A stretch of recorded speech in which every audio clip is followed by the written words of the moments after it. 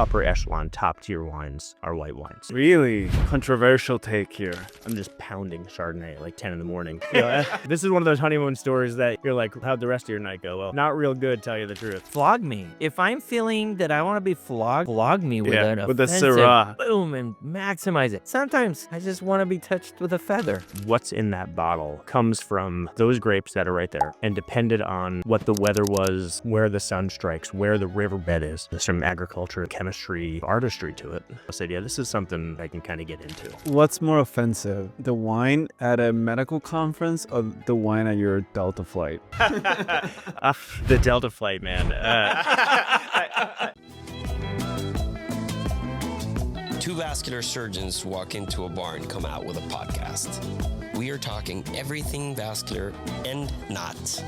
Welcome to the Life of Flow podcast.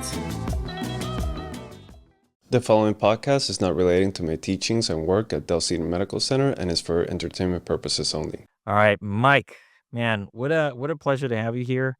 Finally, again, I've got this list of people I've been scratching. You keep saying that. I've never seen this list. It's a secret list. Yeah, I'm sure it is. I appreciate being in that It's list. a black. It's with my black list. Did you ever have a black book? Yeah. No, because Really? Look it at you. just- Like you on- look on like my- you're such a womanizer. okay. Thank Come you. on, you As I'm like, tell me yeah. you were not Lucas Ferrer. Look, tell me you were not a womanizer. Did you ever No. use women inappropriately, Oh like my in the sense God, that you abused bro. them emotionally? It's I'm not gonna a plead denial. Why are you Not a- even getting red? Yeah. Why am I getting red? Because you're saying this. No, I had my phone, and then there's certain like so and so, and then there's a tagline that I'm not gonna say. Mm, So yeah. okay. Yeah. Did you ever put in a contact of a girl under a male name?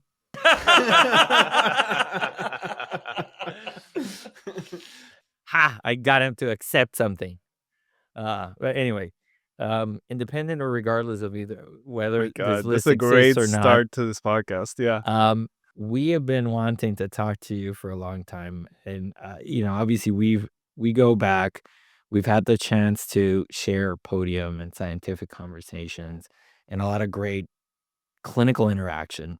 But there's a very unique part of you that I don't know that everybody knows, and is that you are incredibly passionate about wine, not passionate in the sense that you just drink it. And that by then I mean you're an alcoholic. and No. we're gonna have an intervention. I'm passionate now. about Yeah. Miller Lite in that way, but it's different when it comes to wine. Yes, exactly. But passionate because you actually have studied it at length. And so we wanted to do a show about that particular side of your life and understand a lot more about what that means, learn from you about how the path has been, and maybe learn things that maybe we or any of our listeners could learn from you. So if that sounds cool, we let's talk some vino. Yeah, man. Stock wine. Life of Flow Vino edition. I mean, there is flow in there, so kind of. Anyways, edit that out. Rim shot. Anyway, all right. So then let's go back. I mean, when did, if you can pinpoint a time or an era that you're like, man, I am so intrigued with wine. I love wine. I drink wine. I want to learn a little bit more about it. Let's go back. When did it start? Yeah, so His love affair. the first thing I kind of remember about, drinking wine, it was like in medical school, just with my fiance at the time, one of my good friends there, his fiance, we get together, we buy the $7 bottles of wine with a rooster on it or whatever. And like, we think we're cool. But we enjoyed kind of bonding over wine. That's the first kind of thing. It's like, this is something that we can hang out. We can, have our little stupid hibachi grill on our little balcony in our rented house in Buffalo, and crack open a bottle of wine and just kind of have a good time. It turns out that our pathology professor, neuropathologist, his wife owned a gourmet wine store in Buffalo. And so, we love this guy. He's just a really interesting guy. And we would go there and we would see him. And, he's like, oh, you should try this. So I knew a little bit about wine. I started kind of getting an inkling that I liked it. I didn't know anything about him. Then my wife and I got married in 2006. So that was the year I graduated medical school and right before I started a surgery internship. So I had, I don't know, 4 days. It's like once you start that medical school kind of career and you're that straight arrow path where you never look at anything else, you don't have much time off. So we had like 4 days for our honeymoon. And we're like, well, I don't know where to go. Kind of bounce my ideas around. What if we do like a Alaskan cruise or whatever? Just turns out nothing worked time-wise, but we could get to Napa and we could use her father's Napa, Marriott points, have a free place to stay for 4 days and just book some wineries and come back. Not really thinking much about it. But that was kind of the first couple times that I toured around a vineyard and started talking to the winemakers and then really understanding for the first time that what's in that bottle comes from those grapes that are right there and depended on what the weather was the day they were harvested, what the weather was at bud break in the spring, why the grapes to my left, that quarter acre are different than the ones from the right, where the sun strikes, where the riverbed is, and then how they're planted, how they're maintained, what happens in the winery is a whole different world. So as the kind of science nerd, there's some agriculture, there's some chemistry, and there's a little bit of artistry to it. At a very basic level, I said, yeah, this is something I think I can kind of get into. Do you remember a very noteworthy moment, an aha moment, something really particular during that honeymoon time that you're like, I want to go deep on this? Like, was there anything that you can allude to? Yeah, so I actually, not knowing much, the first place we went to was this place in Napa called Pine Ridge Vineyards. It's great. I recommend you go there. But when we showed up and it was like 10 o'clock in the morning, it was our first place and the guy's pouring us Chardonnay. And I'm just pounding Chardonnay at like 10 in the morning. This turned out like this is one of those honeymoon stories that, you're like, well, how'd the rest of your night go? Well, not real good, tell you the truth. You was not really Lights out at 4 p.m. Yeah. That's exactly what it was. She's carrying him. Actually had to cancel our dinner reservations because I had so much cheap Chardonnay at 10:30 a.m. But he's pouring Chardonnay. I'm like, all right, I know Chardonnay is a white wine. It's fine. And it's Dijon clones is the name of it. It's like, I don't, what does that mean? And the guy's like, well, there's Chardonnay is not just Chardonnay. It's not just one grape. There are the genetic diversity, I come to learn years on, the genetic diversity of these grapes are very different from location to location, how they've mutated and how they've, kind of been bred more or less, or how the hybridization has happened, or, not so much for Chardonnay, but there's a lot of genetic variation, and people, will choose their favorite grapes, which become clones, and they graft them, right? So what's the lineage of this Chardonnay that's in Napa right now? Well, this came from Dijon, which is from, where Burgundy wine is made, which are, the best wines in the world, right? White Burgundy, Chardonnay from Burgundy is it's the best wine in the world. You can email me and fight with me all you want, but it's objectively true. So people had gone. Hate mail is the best mail. There you go. But the way that these clones are propagated is really through grafting. So someone goes and takes clippings from these grapevines in Burgundy, and then they keister them across the Atlantic, and then they graft them onto their own rootstock, and then they make the same grapes genetically that people are making white Burgundy out of. So this blew my mind, right? So it's not, I just thought, maybe Pretty fucking cool. yeah, maybe you go to the store and you get a little packet of Chardonnay seeds and you put them in you put them in your planter and they pop up Chardonnay grapes. No, there's been thousands and thousands of years of genetic diversity that's developed in these grapes. So you can go back and do the genetics and see how each of these grapes are kind of related to one another and where they came from geographically from from the Euphrates River Valley straight up through modern day Georgia and into Italy, and you can track that kind of stuff. But anyway, so have you ever brought Have you anything ever from stolen somewhere? French vineyard grass? Well, a clipping. You could probably just. Dude, my grandma does that when she goes to like hotels. When when she used to be able to like go, she used to like take little snippets of plants and then graft them back on in her No house. way. Yeah, I think that's highly legal. I think so too. Yeah, But she's like yeah. 80 years old, so no one Yeah, cares. yeah. Yeah. I'm not I going to never go have, into yeah. the details, but I'm pretty knowledgeable about the whole dog scrutiny at the airport. So, Did they and really so- pee on you when and- they? No, the biggest amount of so there's types of dogs for everything they're looking for. So they don't because they I it's love kind where of this fucked is up because they going. got to be addicts, right? They're exposed to Oh yeah. in their training until they like fucking love it. And then that's how they find it, right? They're sniffing out what, their own, addiction. And so they have 3 basic dogs. So they have explosives, they have drugs, and then they have that stuff that's just like lettuce. Agriculture, yeah. Agriculture. And so 90% of the dogs at Bush are agriculture. Really? Because that is the number one thing that they're trying to stop. So when you're there and you see these like the beetles, because it's the tiny beetles, the ones that do agriculture. If you see a dog sniffing whatever, they probably brew a banana. They forgot they have an apple, and they have to go through the whole thing, and it's like really shameful because you're like, hey, that lady, she got some drugs. No, it's just a fucking apple, and you see them. But I bet you there was a lot of smuggling of clippings back. I mean, years ago when these Napa vineyards. I don't even know what the story of Napa was. Do you have any understanding of who was the first that was in Napa? Who started like that area? Yeah, so basically Spanish missionaries.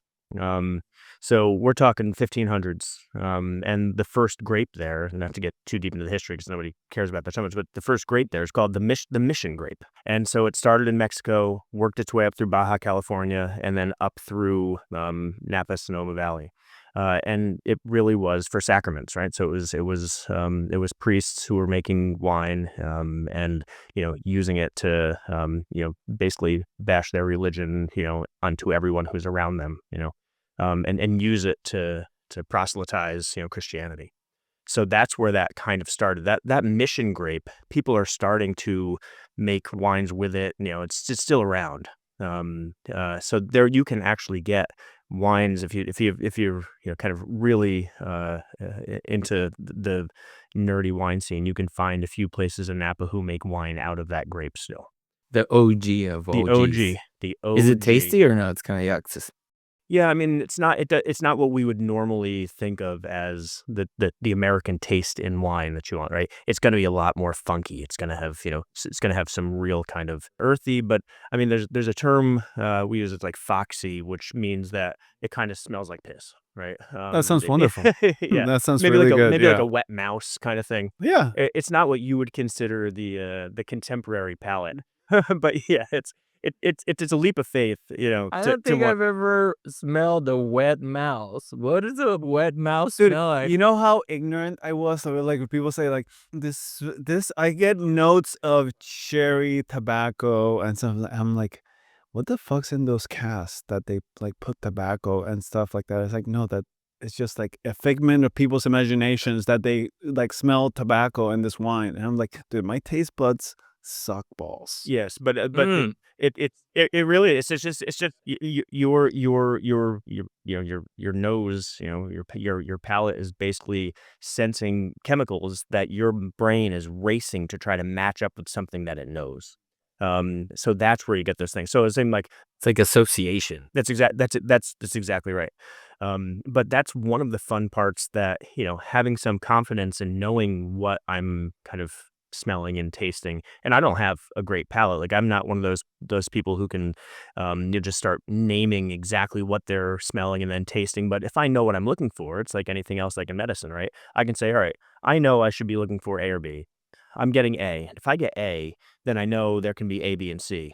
There's B, there's C. I'm not getting a lot of A, but and just keep working your way down that. And so when you're talking about these people, is high level, master sommeliers, from the Court of Master Sommeliers, they do these competitions and they basically give them a glass and sniff it, and they just take a sip and they tell you what the wine is, where it's from, what the year, whatever. So there it's a flow sheet. So when I was getting a little bit more into this, but years ago, not to the level that I am now, that the documentary came out. So that was following a group of people who were going for their master sommelier exams, and they were showing how they studied and how they learned. Where can I watch this? Netflix. That's great. SOMM. SOMM. So, like sommelier. So you're not great at associations. That's what you're telling me. I'm not great at English. It's an ESL issue. It's fine. Yeah, that's what our first merch is gonna be. It's gonna be ESL surgeon. ESL not certified. I was studying for my radiology boards. So in your radiology boards, it's oral boards, and there's 9 different sections. And so take musculoskeletal. You walk into musculoskeletal. There's some imposing guy. The way you actually do radiology boards, if you guys don't know this, everybody who's eligible to take the exam for a certain year flies to Louisville, Kentucky, and they go to one hotel. I know there's a rep that sends me messages that says, "I love your podcast." So for you out there in Louisville, Oh, this moment is for you, sir. Shut up. Louisville. We go to the hotel. It's a Best Western now, I think. But all of the examiners have their own hotel room where they stay there for the week. And then I have a list of 9 rooms that I go to, and they ring a bell, and I go in and I go out. So I'm walking into someone's hotel room where they're staying. And their bathroom stinks like everybody else's bathroom, and they're a mess. They got clothes stuffed under the pillows, and I have to sit like on their bed and look at the computer and talk about the cases. So it's a super awkward situation. Sounds very rapey. I mean, you try, but you would take a case. So musculoskeletal exam, whatever. Say this is a PA and lateral film of an ankle. It's of good quality. I don't see any defects in the technique. It looks like a skeletally mature adult with good bone mineralization. I'm focusing on the lateral malleolus where I see an expansile lesion which touches the cortex, doesn't erode it. It's got whatever matrix inside of it. I'm not seeing, periosteal reactions, just all these things. You're just going through this flow sheet in your brain. So they say, okay, what do you think this is? Well, because of the age and because of the location and because of this, that, or this, I think it could be a giant cell tumor, an aneurysmal bones. Don't quote me. I don't know anything about musculoskeletal radiology. But as I'm kind of studying this, then I'm watching these people study for their wine exam. So this is a white wine. It's of good color and clarity. Sniff it. I don't sense any defects. What I'm smelling is, go through the fruits that they smell, go through whatever. Whatever first thing comes to mind. Yep. And now they're already walking down a pathway in their brain. So whatever that they smell. So now it's like, that's like the expansile lesion in the lateral malleolus, right? So the fact that I'm getting some beeswax and a little bit of lemon or lemongrass, or if anything like that, it's like, okay, I already know which grape family I'm looking at. Then you take a sip and, all right, well, what flavors are coming across? Are they really, really extreme? Is it because they're from New Zealand rather than from the Loire Valley, Sauvignon Blanc or something? Or okay, that can tell me New World or Old World. Can I tell if it's a high quality producer versus low quality producer? Yes. Can I tell if it's a warm year or a cool year? Yes. So now if I'm thinking, all right, I'm thinking this is a white wine. It's a Sauvignon Blanc. I think it's a Sancerre. It's from France. Now I'm thinking of Loire Valley vintages. This is probably it's not the last year or 2 or 3. It's not 20 years. So maybe it's age, like it's 5, 8 years. If I think back to the vintages, 2017, 18, 19, which ones were cool, which ones were warm. And so you can start really narrowing your way down to what flavors are in this glass and how do I know what it is. So if you can do that at a super fast pace, you can say this is a Chablis and it's a Grand Cru vineyard and it's probably this one based on its location and the year and stuff like that. So That's crazy. It's insane, right? So you can breaking do it down. No. Oh. I mean, I can do it to a certain extent. Yeah. Right? But it's all about knowing what to expect and knowing what to look for. But this is a big circuitous route to get to the fun part about doing this is I can say stuff and make up, flavors that kind of make sense. Like I was at a restaurant a couple years ago, and it's a Syrah from the Rhone Valley, and these these things can get really offensive and aggressive. Those are very, very strong. They can get really, really offensive. And I love to say offensive. By offensive, what do you mean by offensive? It's like Like it's in your fucking face. Yeah. All over. But in your good. So well, it depends on what you. The thing is, I think with wine, my love affair with wine is, I know the lover I want. Yeah. Right. Like, you know. Like you mean like offensive, like a good flogger? Yeah. Flog me. Like if I'm feeling that I want to be flogged. Yeah. Flog me with an with the offensive, Syrah. boom, Yeah. hit me, and give me a cheese that's gonna boom and maximize it. Sometimes I just want to be touched with a feather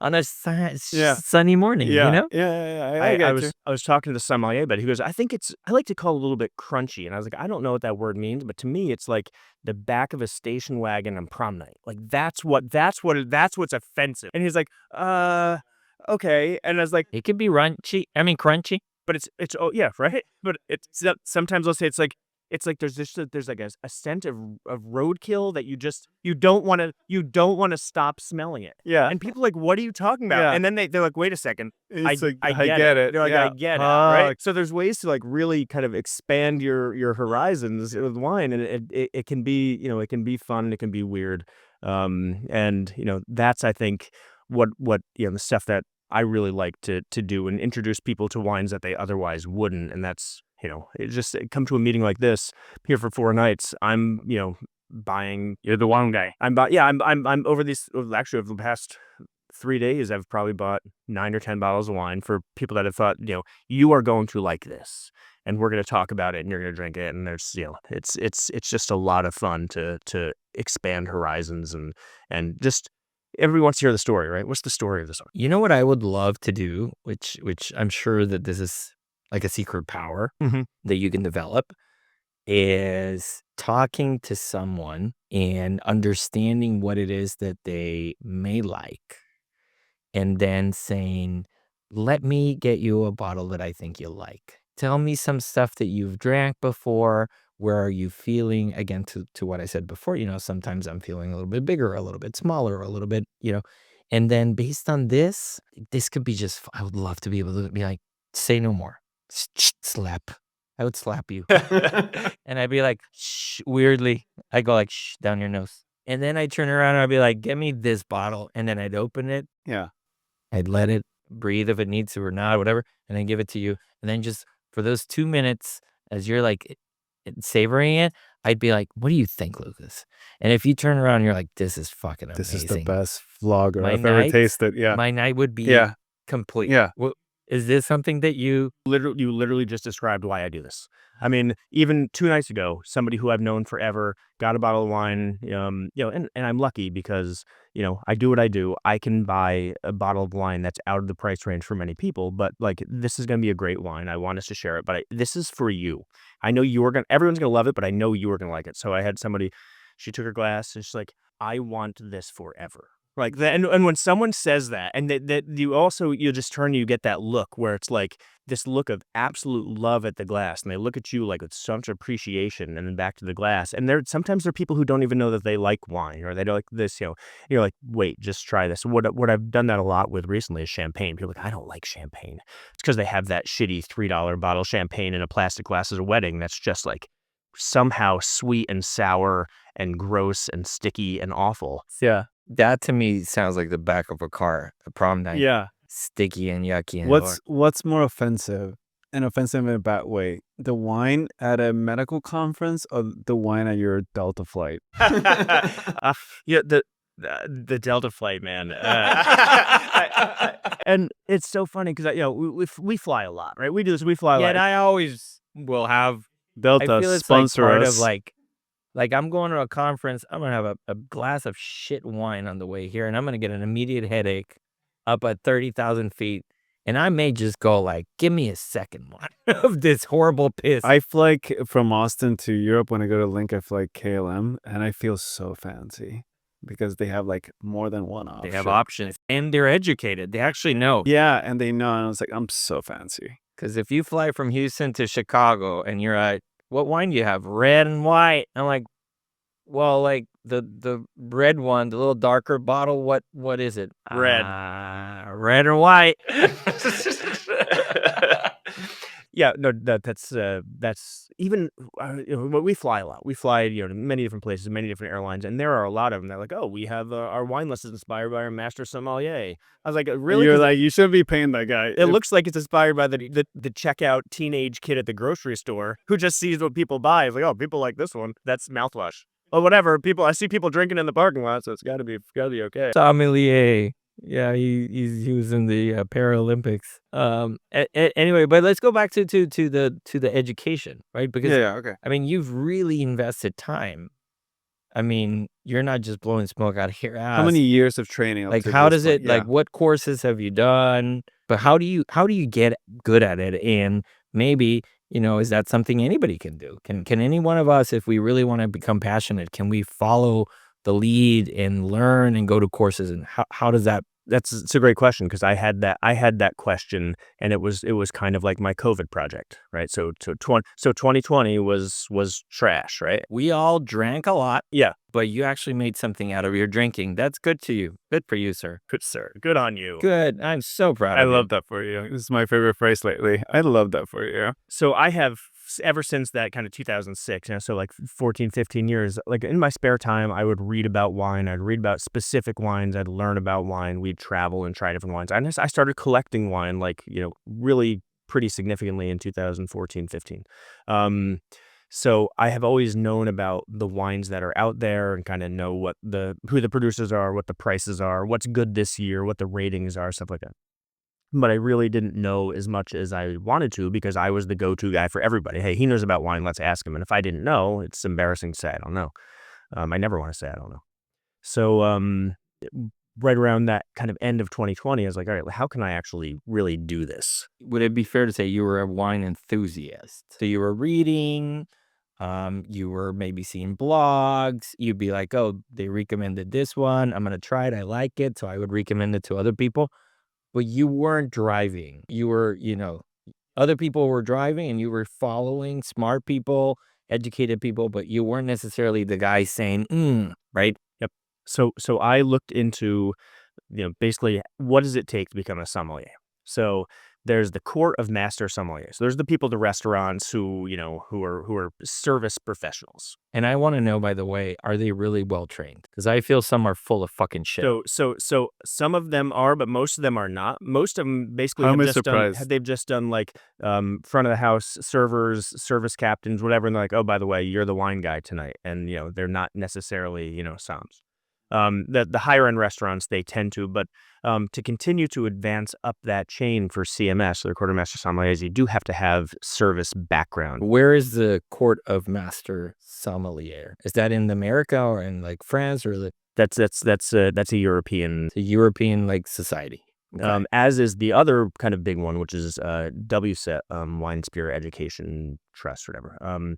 They are European, but the Court of Master Sommeliers, I knew that I was never going to have a service part of my education. I wasn't going to spend 20 hours a week at a restaurant. TGI Fridays. Yeah, right. Yeah. And actually, if this offends somebody too, well, it's fine. But right about that time, I mean, Miguel takes care of that. There was some crazy, basically like sexual intimidation, rape allegations, sexual misconduct, aimed at the kind of the leadership of the Court of Master Sommeliers. There were women master sommeliers who were abused in a lot of different ways and kind of came forward.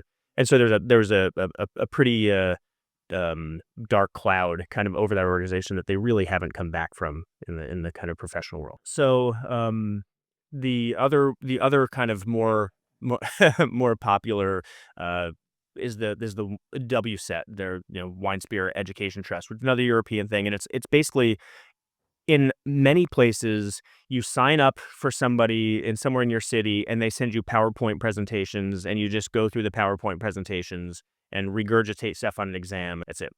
So I'm lucky enough that I live 15 minutes away from the Wine School of Philadelphia, which is ranked the best wine school in the country for a number of times. And the people there are just absolutely amazing. And they do a slightly different curriculum, which is actually more academic. It's a lot of tasting, it's a lot of drinking, but it's really about the wine itself. It's not about service. It's not about the industry, sales, stuff like that, like some of the other ones are. So I ended up taking my level 2 sommelier certification, which is kind of like the fundamentals, online over the course of, I think it was 8 weeks, 4 hours at a time or something. It was kind of condensed. But that was January, February, whatever, of 2021. After that, everything was in person because the world opened back up. And after you do level 2 and then level 3, which took another few months, and it's tasting and it's exams, and it's definitely manageable for a lot of people. Like, how hammered do you end up after one of these tests? I think you're expected to spit. Oh, no, we don't spit. Dude. No, we don't No? spit. No, we don't No. spit. No, we don't spit. That's Dude, you're appreciating the wine. well, I mean, that's how they do it in all these places in Napa and whatever. There's spitballs. Well, I mean, each of these classes is 20 people, and we're all alcoholics. I mean, they're in some way or another, like, we are there to drink the wine. It's funny because these classes, maybe 12 or 14 would be in the So, service. so you're all alcoholics and you're all swallowers? We're all swallowers, yeah. I mean, we're polite about it. Interesting. Spitting's It's not fancy. polite. Yeah. It's fancy. So it'd be like 14 people in the service industry, like people who work in nice restaurants and are servers and wanted to know more and kind of get a certification and kind of improve their And the one career. doctor. And then there's a bunch of doctors and CEOs, and we had a guy who was a CEO of a huge cannabis company in central Pennsylvania, and I mean, this guy was just an absolute blast. Like, it was just so much fun. It sounds like amazing. So, and you look at him, he's so like buttoned up and like so corporate, and I mean, he's just really enjoying his life on the side. But he's just we're there because that's the kind of people we are. But they're amazing classes. So they'd be anywhere between 4 or 5 hours on a night. And they were broken down into curriculum. And I took this curriculum basically as quickly as I could from the end of 21 through actually the end of 24. I took another class in the beginning of 25. But you have to spend I don't know, the contact hours, quote unquote, that I had. It's like we're 1,000 hours of spending time at the wine school. 1,000 hours. I would of leave. drinking. I would leave work. Hopefully my partners aren't listening. I'd leave work early. Nobody listens to Nobody's our podcast. listening to Chuck. this podcast. Yeah. It's just our family members. It's like my mom. Maybe your wife. This show, maybe she'll watch. No, I would haul ass into Philadelphia, and we'd spend the whole night there. And I'd get home at like 10:30 or 11. And so the things that we did. So each of these courses were 8 or 12 weeks long. Some of them a little bit longer. But after we kind of got our basic level 2 and kind of the core and the intermediate level 3. Become a level 4 and work your way through level 4 sommelier is something that most people don't ever do. Like, that's really, really difficult. So I had to have my Master of American Wine, Master of French, Italian, Spanish, Master of Spirits, advanced winemaker certification, a scholar in food pairing. I did a master seminar, which basically, like, I had to create an entire curriculum around Chateauneuf de Pape, which is a wonderful It's like wine. you gave grand rounds on a specific wine. And then I've done scholar of ancient wines and scholar of modern wines. So there's like a bunch of different, but all of these involve a lot of time and like projects. For Master of American Wine, I flew to Sonoma. There's a winery that I absolutely love out there. They're doing some amazing things with regenerative farming and taking some. So you asked about the history of Napa and Sonoma. Like, the modern history is a bunch of Italian immigrants from the 1880s, 1890s planted just a shit ton of stuff that they brought with them from wherever they were. And those vineyards are still out there, but no one's really managing them per se. So they're some of these wineries, some of these wine companies are knocking on your door. Hey, you have a bunch of wine vines in your backyard. Can we get a contract with you? We're going to manage them for the next 3 years. We're basically going to rehabilitate these vines. We're going to try to make wines out of them. And it's just going to be whatever you have back there. There could be 50 different varietals of grapes all planted together. Nobody knew what they were doing back then, and make wines out of them and really show what ancient vine kind of wines are in what tiny little microclimate that they are there in Sonoma. So when I interviewed them, and I talked about their practices, and then I set up this comparative tasting for all these different things. So to kind of get in that level for each, you have to do that for each one of these, some sort of really in-depth project for each one of these. So it was a lot. It's a labor of love, right? But I just look forward to everyone, more and more. So I finished that last course that I needed in the end of 24, and that was my level 5 sommelier certification, which is just to be clear, is the National Wine School curriculum, and it makes me a master in wine. What's the next level? Like, how far can you keep There's going? no more. Right now, it's like CME, right? It's just continuing education, because there's nothing else that I can kind of achieve through this curriculum. I could start working my way through the other curricula. Like, you're like at the highest level of a som. Yes, and now, do I know as much as most of those people who are, kind of serving at high-end restaurants and who have, gone through the court of master sommelier stuff? No. But as far as being certified and having education in everything that there is to know, yeah, pretty fucking much. We are gonna do a Life of Flow wine trip someday. We're gonna invite 10 people, and we're gonna go somewhere with this guy. Let's You've do been it. voluntold. Let's do it. Yeah. All right, so Yeah. I'll which I think is the right time for me to plug this. Venas de la Tierra. Oh, Es Miguel el has vino his own. especial Yeah. que te llena el corazón y la sangre. Somos un proud sponsor of the Life of Flow podcast. How well did I do that? No, good. Okay. Yeah. So listen, this Did is an you know interesting. Miguel has a wine that I actually? So funny story. He tells me, "Hey, dude, Well, do you want me to like tell a little bit about this before, or you want to introduce no, it through this? No, I'm going to introduce All it right, through this." all right. He Let's talk calls- about my he- wine. He calls me. He's like, "Bro, my guy's coming to Austin. You need to pick some stuff up."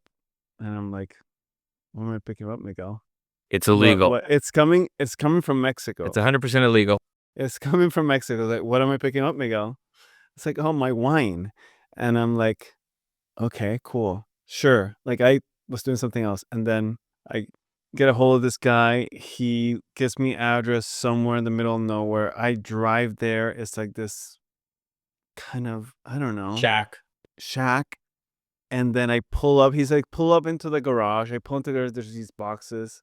And like, Lucas is fearing for his life now. what the fuck am Middle I of doing? nowhere, Mexican dude, shack, I know. Texas. Like, is that a Sicario? Yeah, and then I go in and it's like his wine, and it's like, Like, what you say, his wine? Like, a wine that you own, wine that you created, wine that you produce? Like, what is his sketchy wine? ass bottles that I picked up in someone's garages that has this fucking label, and then he asked me to do I don't know what with it. I think they're still in my garage. Some of them. Some of And they're sponsoring us. Is that what they sponsor the show, yeah. Yeah, so it's outstanding. So my good friend Jose Antonio Muñoz, who was the president of the Society of Vascular Surgery in Mexico, who is a avid wine enthusiast, as am I. Obviously, incredibly uneducated, especially next to somebody like you. But I mean, him and I have had these just very stupid ideas, very late nights decisions, and so amongst those is we decided to invest in a company that builds mezcal, produces mezcal. It's actually very beautiful. I gotta get you a bottle of that, and it's called Lady Shock XOC. We're very, very close to being permitted legally in Mexico to sell. And then it's a process because you have to go through the FDA to bring it to the US. So that'll take a little bit longer. But the wine thing, that's a funny thing. So you know that there's a pretty big wine scene in Mexico. Mexico, sure. Actually some pretty decent wines out there. And so what we once met, and this was him, he met this guy who essentially is a broker. That what he does is he goes around and finds places that have extra wine that they're not going to use, or some grapes that, maybe they're not the best grapes, maybe not the perfect grapes. But this guy goes around and he knows a little bit about the business. He worked with a winery for many years. And so he knows he can make a decent wine from that. And so then he goes and procures these grapes, and then he builds wines. And then he sells this to private people that want these wines. Potentially great wines that, They're blends. Yeah. And to be clear, so this guy's business is actually really cool. I'm not sure. This may be a The this may be funk a business. fiction story. Yeah. The deal is so you essentially allow him to be your procurer, and then you buy X amount of bottles, and we would buy like 1,000 or 2,000 bottles, which goes very fast, by the way. Some rough weekends. And then you would make your brand. Like you would build your bottle, you would choose the bottle, you would choose the outside, and it's all for personal use. This is not regulated wine. It's not, we don't have a business of it. We just get it. How drunk were you when you decided to buy 2,000 bottles of wine? I was drunker when we decided to invest in mezcal, that's for sure. So the mezcal day was a harder one than that.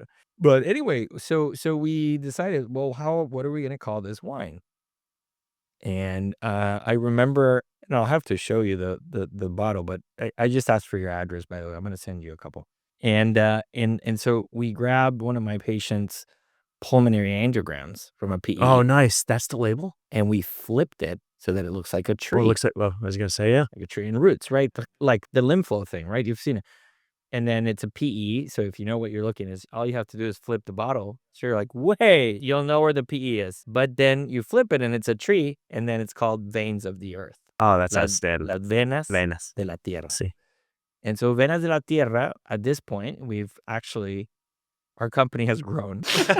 So we have. How many bottles of wine are you buying now? We have red blends every year, which are very different, which is kind of cool because like it's not the same wine because the guy goes and finds different ones, right? Yeah. Sometimes it's like a Petit Syrah and like a little bit of Berlot and like weird things, and it actually tastes pretty good. Then we've had a Chardonnay, and then the last one is we had a bubbly done, and it was like actually really damn good, all from this area in Baja, which has really good wine. And so how much does this like 1,000 bottles of your own wine cost you? Oh, just peanuts. Like how much? That's what I was going to say. Like $2 a bottle, $5 Really? a bottle. Yeah. Huh. Well, but the kicker is this, and this is why you got the Flow call. wine coming your way. Yeah, LOF wine. LOF Well, wine, yeah. the kicker is like, okay, now it's stranded in Mexico. So, Toño is like, hey, brother, your whatever 100 bottles of wine are here. As soon as you can come pick them up. I was like, how am I going to go pick up 1,000 bottles of wine, right? He says, well, when you're here, I don't know. We'll figure it out. This is all a So fictional then- story, by the way. No. Yes. Yes, this is all fictional. So then he would call me in the middle of the night. He's like, hey, do you mind if I open one of your bottles? I finished all mine. So we're going to start drinking yours. But don't worry. Like, I'll get you more. And then I was like, I need to get those bottles out. So then I found people that would be willing to transfer them through Again, all fictional. all fictional. Yeah. And essentially smuggling Again, boxes. all fictional. All fictional. This is a story. Once upon a time. And somehow they pop back in and they're like, hey, I get a call. Weird call. It's like, hey, Dr. Montero. And I'm like, what's going on, man? He's like, tus botellas están in Texas. And I was like, what? ¿Dónde? And then he's like, Austin. I was like, oh, yeah, my friend will come. So I was like, hey, would you mind going? And he's like, yeah. That's the legal part. And so anyway, now they're here. And this fictional bottle of wine is made it over. And it's I mean, for an absolutely uneducated palate, it's palatable. It's much better than the wine I had on United. That's true. That's a pretty low bar. It's a low bar. That's story's much better than what brokers here do. And people ask me all the time, like, well, why is this $1,000 bottle of Napa Cabernet? Well, it's because they make so few, and 15 years ago, people were like, hey, this is the fucking best wine in the world. You need to have it. And so they got published in the Robb Report and all these fancy magazines, and everybody who thinks they're like, cool, and is like, hey, I need that bottle, right? And so they priced it at $300 a bottle. They're all gone, right? Next year, they priced it at $450. All gone. Next year, they price it at $800, all gone. So what ends up happening is some of these wineries that want to keep up that price, not necessarily that high, but some who want to always be a $250 or $300 bottle of wine, a good year will come and they'll make a bunch of wine. And they'll be like, wait a second, I can't sell 10,000 cases of this. It won't be scarce. So let me take some of that wine and just have it's an NDA wine, right? So they make someone sign an NDA. You will never say that this is my wine, but I will sell it to you for $50 a bottle, then you can sell it for $100 a bottle. That's what this Mexican dude does. And say, this is from a really great winery that you know that you would pay at a steakhouse $900 for this bottle, but I'm selling it to you for $100, but you'll never know who it is. However, they've had this many 100-point ratings, and the winemaker used to be here, and sometimes you can kind of put it together or think you can. You're like, wait, I'm going to get this, this $300 bottle for, $99, and, it's going to be great wine. So this whole NDA wine economy has built up from people who want to get rid of some of their wine that's extra just to preserve their brand. Are there? Life of Flow NDA wine. There you go. NDA wine. That's it. NDA wine. That's it. NDA wine. So is there a wine like service where they ship you the wine? Where I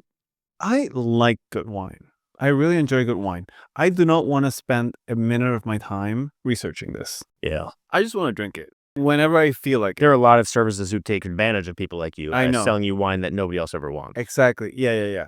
So like, I think you just joined Mike's blog. Yeah, that used to be my my Twitter profile, and then when Twitter went to X, and then I couldn't actually respond to anybody. I couldn't follow a thread, and every time I put something out there, I got some weird porn ad in response, and then all of a sudden I'd wake up in the morning and I have 750 direct messages that all said the same thing from people in Cyrillic, like Cyrillic letters. I'm like, okay, no. I don't know why I get a lot of like bot Asians chicks texting me on X. it's something deep inside your No, subconscious. it's just like, oh, I miss you, and I was like, what? I've never. Come on, I'm right here. Yeah. I was like, hey, baby. Yeah.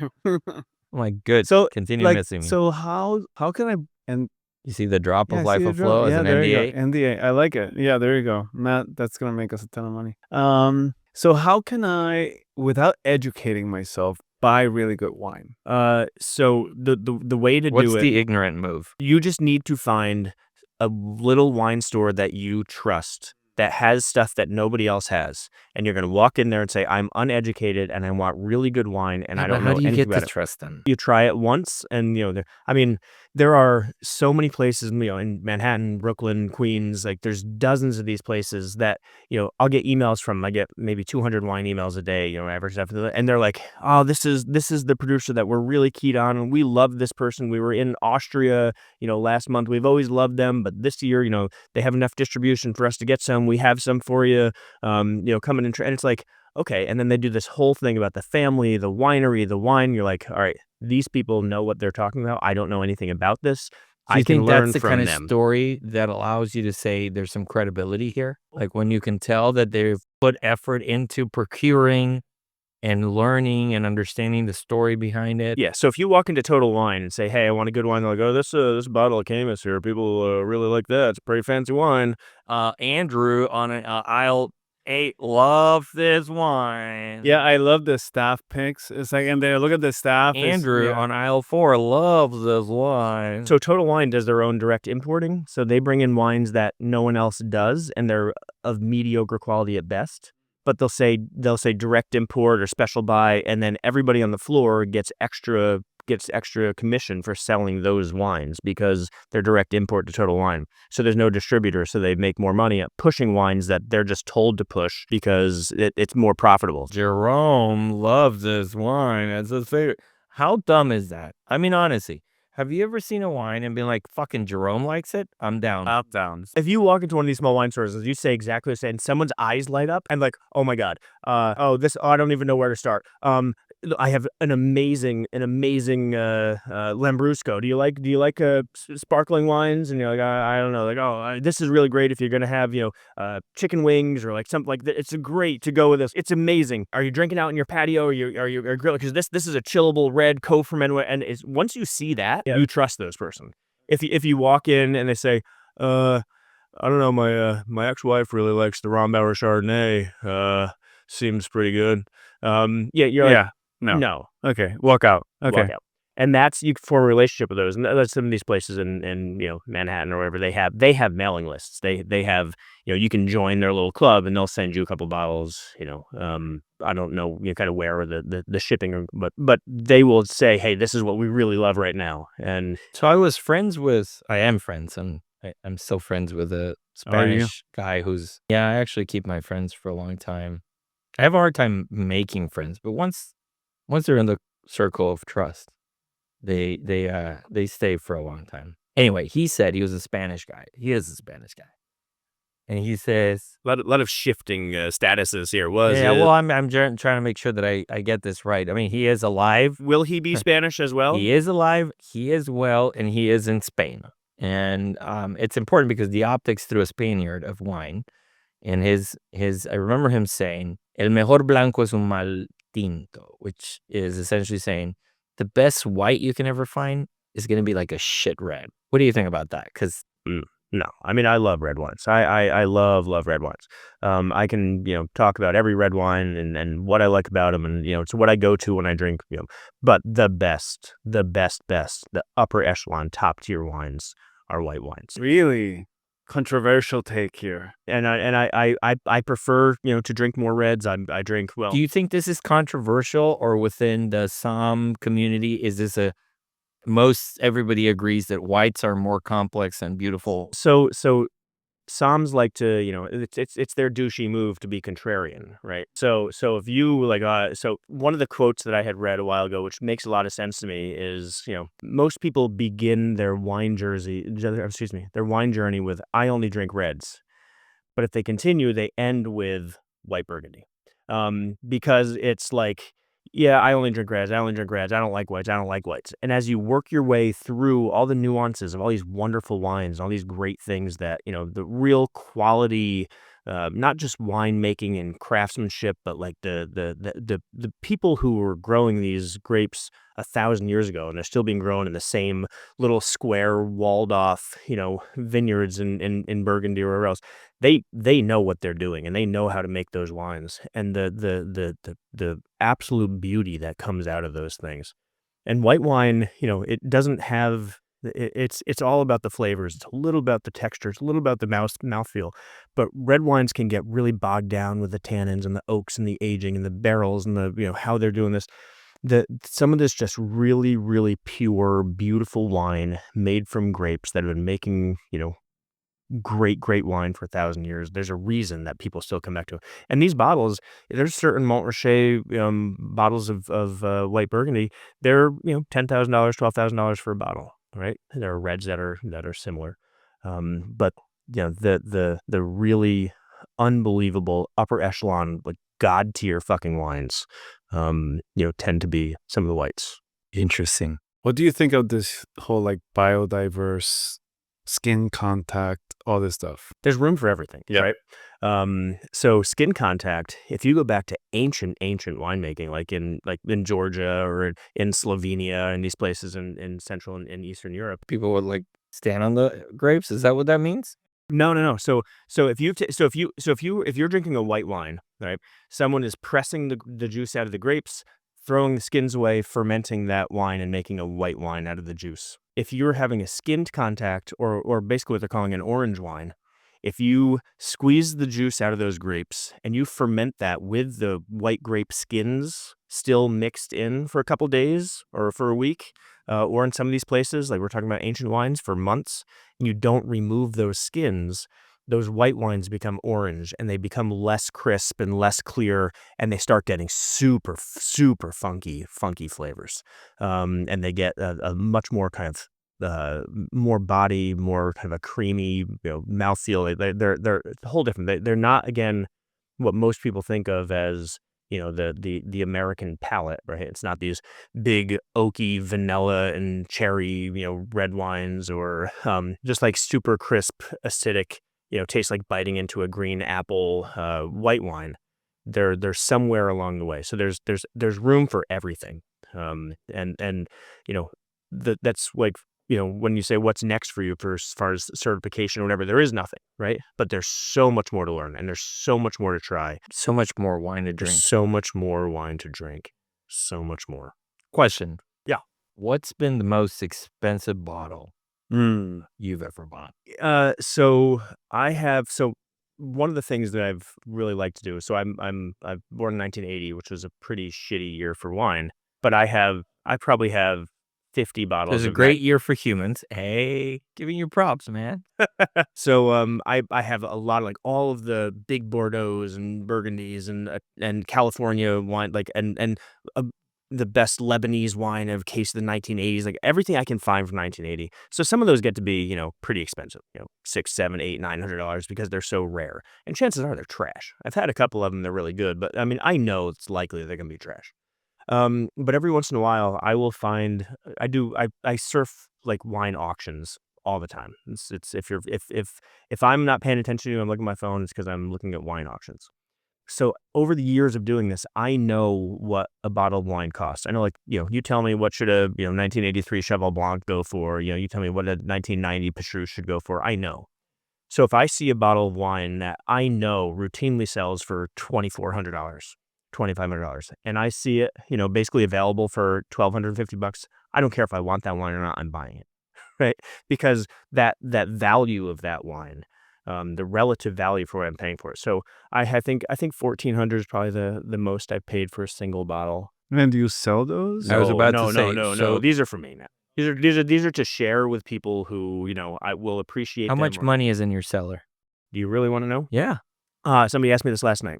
So the sum total value of my wine right now, I'd probably get in trouble for saying this, is about $248,000. There's nothing wrong with that. That sounds like a fucking retirement account to me. And then since 2014, since I've been tracking my cellar, I've drank $189,000 worth. So I don't know how that's a retirement account when I'm literally I'm like. But I mean, if you keep some of the expensive ones in the back and then you just burn them at the end, I think you can make all of that. How do you know when the end is? That's the problem. I don't know when my end is, my friend. If you ever have a little hiccup and have no job, you have a fucking I was gonna say my 401k in that wine my cellar. end could be going down the elevator and the cable's cutting loose, and I didn't drink Yeah, I that didn't drink that 1983 yet. Cheval Blanc, right? So we're not in the business of saving wines. Does forever. Does your wife appreciate the wine in the cellar as much as you do? My wife loves a great wine. My wife, as we get I thought old- you were gonna say my wife loves me my wife loves a great wine. and me. A little bit. Probably. But she is, as we all kind of, not that my wife's getting older, she's young and amazing and wonderful, but it's much more difficult for her to drink a lot without, losing sleep and having, physiological issues and tachycardia and headaches and being miserable. So, as, for her kind of well-being, and she is drinking less and less, which makes me drink more and more. But I can't have an amazing wine without her, clearly wanting to try it and understand it, and she likes it very much. But it's the burden is on me if it's Yeah. and for she you. Yeah. she knows that I'm not doing anything too financially irresponsible. She'll never ask. She'll never say, "How much money are you spending on wine?" Don't worry about it. We're getting close here to our time. I don't want to cut you off, but I've come to the conclusion that certain wines are just a little bit harder on you. I mean, it's very clear tannins, right? I mean, you give me a Bordeaux in the middle of the week, chances are it doesn't matter if it's really expensive. I'm probably gonna say no. If you take me to a dinner and say, "Here's a French thing, it's gonna stain the shit out of your teeth," you put it against the light and it's full of fuckery.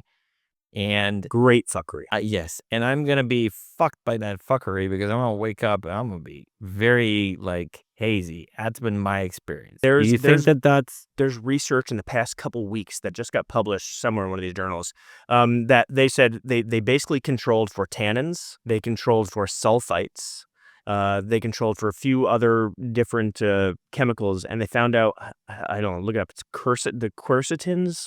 There is some little chemical that I don't know anything about that causes that absolute misery that people say, "Oh, I can't have wine with sulfites. I can't take. I'm allergic to salt." That's always been such kind of like a bullshit thing. but it's not. It's not. There are Don't you think is there a wine that gives you a headache? me. Yes. Any wine where I haven't drank enough water with it, I'll get pretty. Well, no, and then wine with take this back. Wine with residual sugar. So the Prisoner. You had the Prisoner Oh my God, that'll annihilate your brain. because it's Kool-Aid. You don't know you don't know how much sugar is in it. They'll never tell you, but there is a significant amount of sugar. So many people that love Prisoner. It's been marketing. Yeah, this is a ton of sugar. It's sugar. There's no they don't have to tell you how much sugar is in there. Naomi, of course, is almost all sugar. Really? I can get sued. Do you get sued for stuff they say in your podcast? No. Not Okay, yet. that's fine. Not yet. It would actually be cool. So if you could say something Yeah. that could sue us, we're looking for bad press. So I don't mean it's almost all sugar, but it is very high in sugar. But yeah. Naomi Pinot Noir. Shit. How dare you? I don't. Now I'm worried about getting sued. So, fictionally, if it was a fictional bottle of Naomi, it would be shit. But in reality, yeah, no chance. But it's so much sugar. What's a good Pinot Noir? So what you really need to do is you just need to find someone who pays enough attention to the wine they're making to put enough love into it to make it a good wine. And how do you tell that? So basically, if you're looking for Pinot Noir, if you're looking for Oregon, I say that for Jill, or if you're looking for California, which I prefer, so it's Sonoma Coast or Russian River Valley, you get into where that wine is made. And so now you know there's actually an area where it comes from, right? You don't want California Pinot Noir where they're buying stuff from all the meth heads in Lake County and just making wine and calling it California. You need to know exactly where it's coming from, and that's going to cost you $60 or $70 a bottle. And the reason it costs you that is because it's taking so many resources from the winery and from the winemaker that they can't make 100,000 cases, right? They're making 10,000 cases and they're putting enough love into it that they need to get reimbursed enough that it's paying for their time and their agriculture and next year's crop. 2 bottles. Bell Gloss. 2 makers. Bell Gloss, Paul Hobbs. No? So Paul Hobbs is great. Paul Hobbs Pinot Noir. You okay with that? Yeah, Paul Hobbs is a master of mouthfeel, a master of texture. Yeah, so Bell Gloss also is going to be a little bit high in sugar. It's fine, but it's not what it's. But Paul Hobbs, you're okay with? Yeah, Paul Hobbs is he's done great job with Cabernets. And the other thing about Paul Hobbs, he has different partnerships. He has one in Armenia. He has one in Spain. He has them all over the world where he's starting to take some of these, older grapes, more historic grapes, and trying to use modern winemaking, compared with some of the more traditional stuff, and make great wines out of grapes that you would never know existed from different places. So I have a lot of good things to say about Paul Hobbs. Well, last question for our audience, very polished and very very rich people that follow us. Is there a good $15 wine bottle that we can buy on a reg for those of us that consume 1 to 2 bottles per night?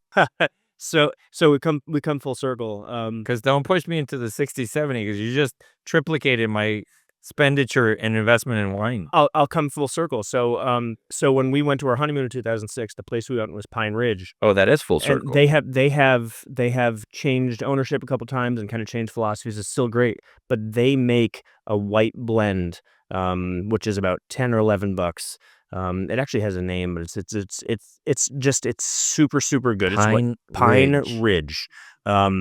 Jenna, This is the most notes you've ever taken. Yeah, it's like a $10 or $11. So what about a red in that 15? Yeah, no, I wouldn't. I want to change one of my previous answers. Is there wine that gives you a headache? Yeah, any red wine that's under $15. All right, it's an hour and 10 minutes. This was so fun. This is the most fun we've had in a long time. Yeah, and we really, Mike, Watsy, we love you for doing this. This is exactly what this podcast was for. We love talking about geeking out on peak systolic velocities. Because I do vascular stuff too. Yeah. But that's the thing. But we all do that, right? And we all also have life and other things. And so it's always cool when we could just talk about other stuff that excites us and that gives us meaning. Anyway, I appreciate Life of you Flow for wine being here. tours. Expect the Life of Flow wine tour. That's sponsored by Advil. Yeah. Anyway, thank you guys.